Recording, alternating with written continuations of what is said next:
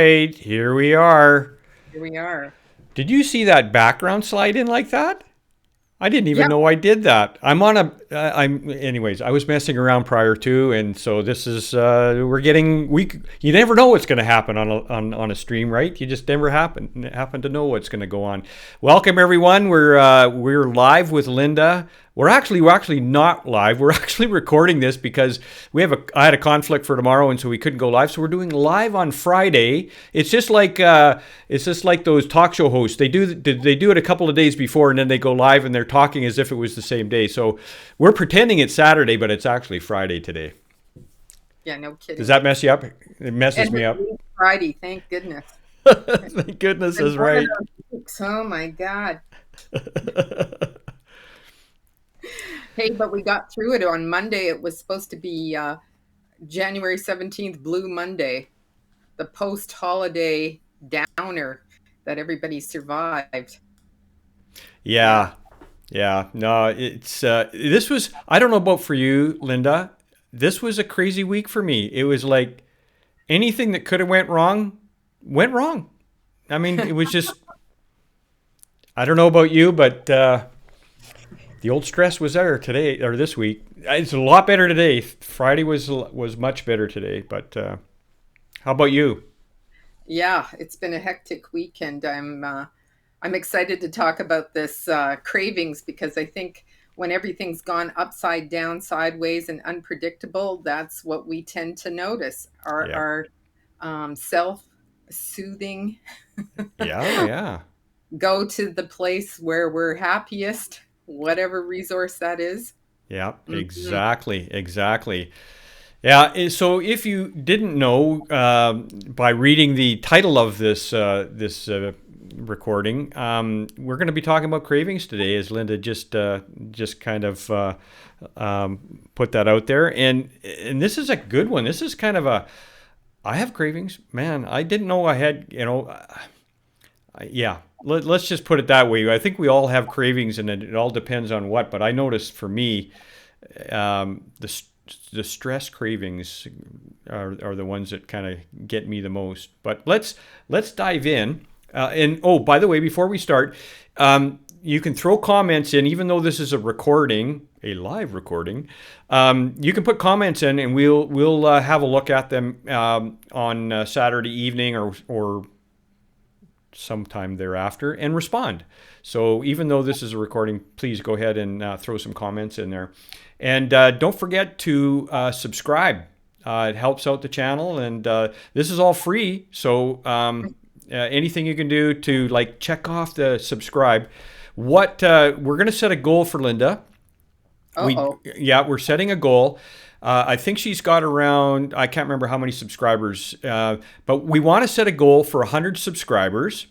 And it's not from a monetary standpoint where, oh, you get 100 subscribers, and that's not how it works. To monetize on YouTube, you have to have 4,000 subscribers. Oh So my God. that's not the goal. The goal here is to get to 100, and here's the reason why.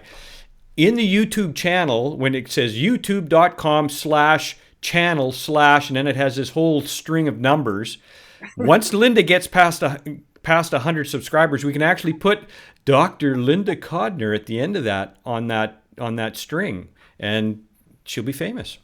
She is famous. Yes. In everybody's own mind, we're all famous. That's right. That's right. So let's Thank dive you. in. Let's dive in. What Oh my types of goodness. cravings are there, Linda? I don't know. Why don't you name a few of yours? I get hungry. Like all of a sudden I'll be hungry and I'm not hungry. Like I want to eat something and I don't have the hunger pangs, but I got to eat something. I don't know. I thought about that actually last night because I actually late at night I had that, and I'm going, why am I hungry? I'm not hungry, but I want to eat something. Yeah, so it's a distraction and kind of a behavior all at the same time. Plus, you're not really hungering for anything like in particular, like one of these guys that's still managing to hang around my place. Mm-hmm. Mm-hmm. Yeah, so I think I got one cracked open while we were waiting to do this. I stop at one. That's the other trick. Yeah, yeah. Well, that is the key. I mean, yeah. So when it comes to the types of cravings, that's one type. I'm assuming there's others that people have, right? I mean, that's the one I have had, or at least noticed over the last couple of days. Yeah. So the plan for this one was because what I'm sending out to everyone to tune into this particular presentation, it's called Cravings plus Anxiety Mm. equals soup plus calming, or as I would have liked to fit into the subject line there, would have been the calming medication of choice. Calming medication of choice. Oh, interesting. Yeah, so soup and Yeah. calming is going to help you with your craving and your anxiety. Oh, so by having soup, if I understand correctly, by having soup, it takes away the craving and actually calms you down from stress. Yes, in particular, my, you know, soupathon that we were Yes. talking about, the Yes. cabbage soupathon. Okay, let's talk about that for a sec. Just Sure. because if you do it for a day, okay, that's for the faint-hearted. If you can do it for 3 days, your body metabolism is starting to shift after that point. So you actually start to move into using um, the stored fat in your liver, and a lot of other metabolic processes start to happen. But what does happen when you start to focus in on, okay, I'm going to do it for one day, I'm going to do it for 3 days, you move past the cravings in the 3 days for all the other goodies that you can list the length of your arm. So the idea is if you've got, for instance, a chocolate craving or sugar cravings, or maybe their pasta baked potato cravings, or even alcohol cravings, if you can focus on getting to that 3 day point, you will start to shift a number of metabolic things, as I mentioned, both in your brain and in your gut. It will start to calm everything down. And then you can have access to the prefrontal cortex of saying, I'm not going to choose that anymore because the craving seems to have dissipated. Hmm. It's if you go back to the craving, it's more of a habit Right. versus, yeah, something that you can't control. How's that sound? Yeah. So I got a question for you. So this idea of if I can just get to this, is it the same?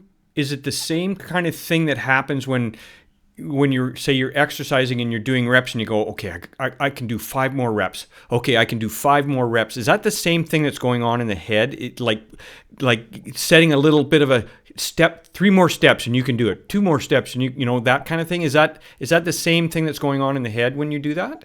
Yeah, like so you're putting a goal that you know you're going to start to feel better. And Right. that's why choosing something simple to eat that gets the inflammation down in the digestive tract so you start feeling better, because always with a craving, there's an underlying anxiety, nervousness, feeling things are a little out of control. So we tend to self soothe or medicate with whatever our drug of choice is, I could say. Yeah. And we're not talking about drugs here, and No, no. as but people do reach to tobacco or alcohol and sugar and you name it to just sort of, so what I'm asking you to do essentially is to really look at, when you get that craving, what else is going on that Right.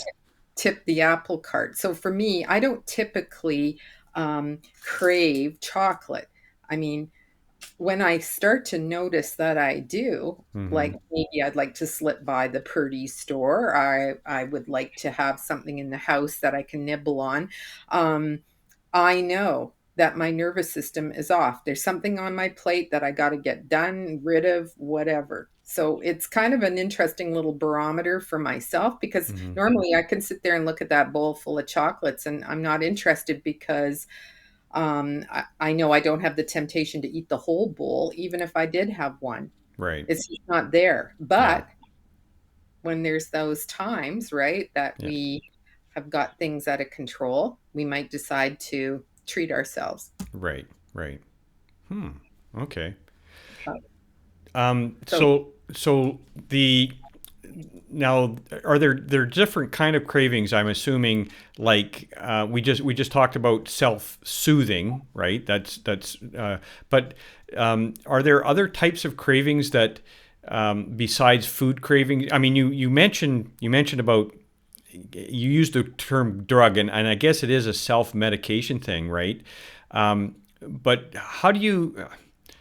I don't know. I'm struggling here for how to frame the question that I want to ask. Um, is it how can you be cognizant that it's a craving and not something else? Maybe that's the best way to put it. yeah, and that's a good point because there are actual medications that can make you want to eat more food. For Right. instance, like the antidepressants have, which is interesting because if they give you antidepressants for some anxiety or nervousness, then the fallout are these cravings for certain types of foods, Right. which and so there's an example right there of how that kind of can flip around. But you're wondering about things like salt as opposed to sugar. Mm-hmm. Is that what you're? Well, I'm just looking at different things. Like sometimes, like when I know that, kind of going back to what I said, where I'm hungry at night, but I'm not hungry. Right? It's like so obviously, there's something going on there. But then, what about is that always a nervousness or a stress or something that's bringing that? Or and I think you brought that up. Could it be I've got some other kind of thing going on physically Yes. that's causing it, like an illness or disease or something that's actually bringing this on? Sure. So, just looking for food and no specific taste that you're looking for can be a blood sugar imbalance. Mm, So typically, if we've just had a meal an hour or two ago, and all of a sudden now we're hungry again, that's a peculiar thing. That's right, not normal. That's a physical imbalance. So looking at how one's hypoglycemia or their lack of communication between pancreas, liver, adrenals is tied into this situation. Pre-diabetics will get those very symptoms you're discussing right now as sort of a warning message, but I don't hear too many people have that explained by their medical doctor. right. Um, so, looking at craving tastes and then you're looking at nutritional deficiencies. I mean, there's really extreme medical situations where people will see a child. It actually is a little more common seeing it in children, but, eating dirt. Um, you know, picking at things to want to try to up their mineral intake is Yeah. And I guess essentially that's where I was kind of leading, was that sort of a thing where okay. there's a deficiency or something. Yeah. Yeah, so there can be a reality there. I mean, a lot of people I don't see or hear tell me that you're craving a bowl of broccoli. However, if you've been out camping and your diet hasn't been so great, and people miss, say, a fresh salad or whatever like that, that's understandable because it's kind of a habit that they have. It's part of their um, food choice diet, so they kind of miss it. Right. But if you're starving, like I had the great experience of foraging in the forest. We got told you got to look for stuff to eat. You don't get anything. It's kind of like that Alone TV program if you've seen that. Yep. Yep. Um, and at the end of a week, you're not really craving sugar. You're craving fat. So Mm, when I hear people are looking for fatty foods, then I'm suspicious that they haven't got enough going on in their diet calorie wise, and maybe just the content, like the spread between protein, carbs, and fat, may be mm, inappropriate for what their body is demanding. right. So it's kind of a tip off for you're starving and Mm, then off you go to you crave the Big Mac, the milkshake, the huge French fries. to up your fat content real fast so you Right. can feel satisfied. Yeah. Mhm. Yeah. And there's probably eating disorders that kind of contribute to that kind of behavior too, I would imagine, eh? Oh, very much so. So, one of my favorite books, and I was showing you before we got on board here, was Food is Not the Problem. How Do am I you, holding? yeah, there you go. Food is not the problem, deal with what is. And Michelle Morand was in Calgary speaking probably 10 plus years ago. She runs the Cedric Center, and she's helping people with food cravings or, like you said, eating disorders of various levels, Hmm. including the opposite. Like instead of overeating, they're undereating. It's all about an anxiety underneath that's, causing the condition. Hmm. So dealing with what we know, like I said before, if I notice I'm craving my little tidbit of chocolate or whatever else it is that I need to feel better or in control, that's a tip off for taking a look at what really is the issue. Right. Right. So, how, you can drink water. Like, so if you're feeling hungry, maybe try a couple glasses of water to see if that actually Knocks it down. settles the problem. So is willpower the best way to approach it, or are there herbs or medicine or something else that a person may have to have as an interim step to, if their willpower is maybe not where they just don't have the willpower? How would that work? It's again, it's setting a goal with Hmm. an eating pattern that you can live with for a day, and then see how you do with the day. And then the next time you plan to do it for 2 or 3 days. It kind of depends on um, what you're trying to correct. Like if you're sort of saying enough already with the chocolates and the candies, or sort of scarfing down a whole half a cake or whole cake, Hmm. um, it's time to pay attention. Yeah. One fellow was talking about willpower is something like you take a deep breath and you go underwater to hold your breath. That's what the willpower is equivalent to. But eventually, your body is going to be forced to take a breath. Hmm. So you might be thinking you have willpower, but without really examining all the other things around it, eventually you're going to relapse, let's say. I You know what I really like that. And that makes so much sense because willpower can only take you so far, right? And that's actually a really good way to put it, that you hold your breath, but you can't hold it forever. That is really interesting. Yeah, I like mean? that.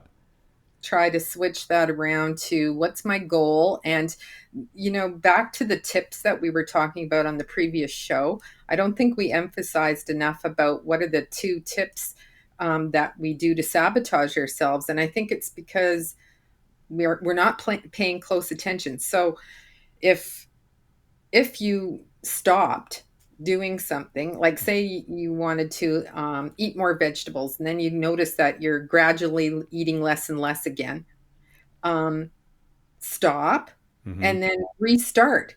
I mean, there's nothing that says that you're a complete failure just because you didn't do it. So, restarting once we notice that we're not doing it anymore, whether it's exercise or whatever. Wouldn't you So, agree? yeah. So what you're saying is, don't beat yourself up. Just start again.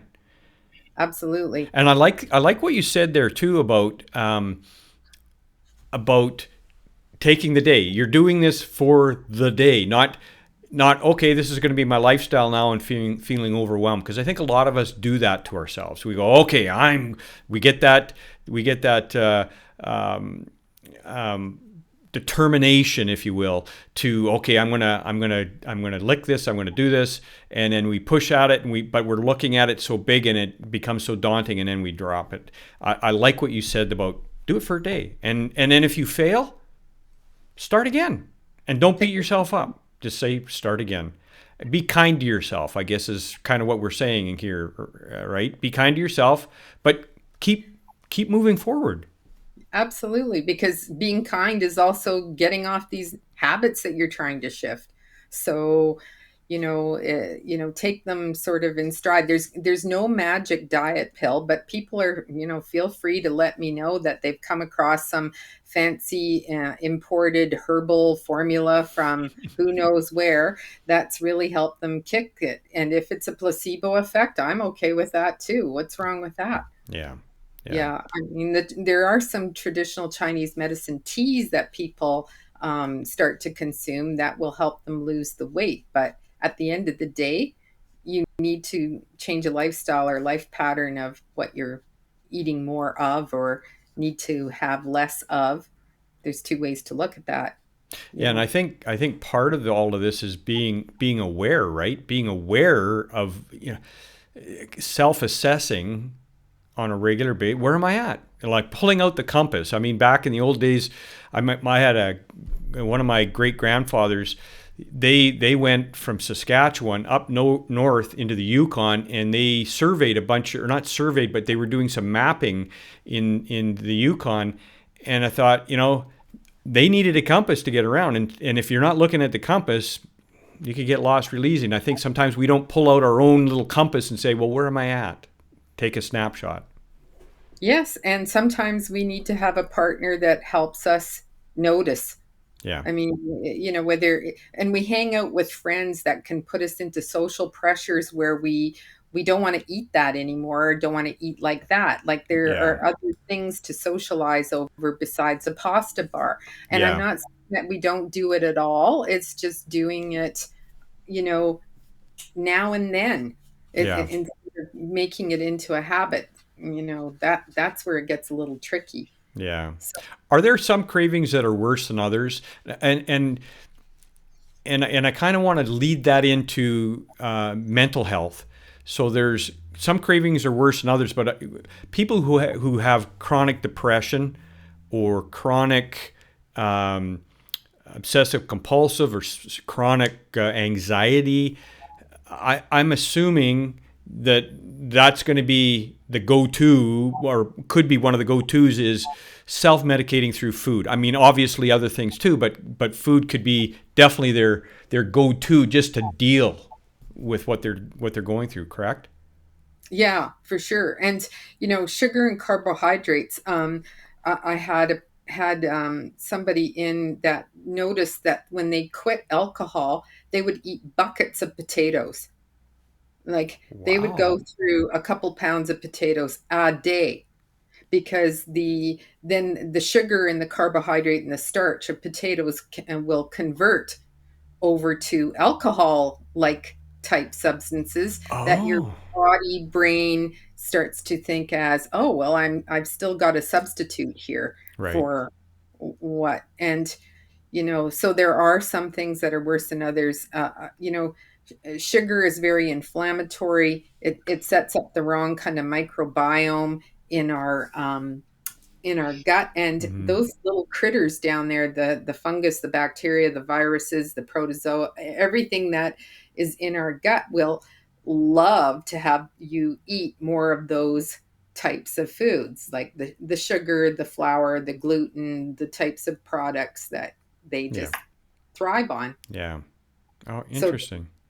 yeah. And then because we have this exchange between the gut and our cerebral spinal fluid that is bathing our brain and cleaning it every night when we sleep, the toxic material that your gut is producing, and it's exchanging that through the cerebral spinal fluid to wash your brain. Just imagine that's the brain gut connection. On when you clean up your gut, your brain operates better with more cleanliness in quotation marks. Yeah. Oh, that's interesting. Yeah, I mean, we've talked about the brain, the gut brain connection, but this, I like how you framed that.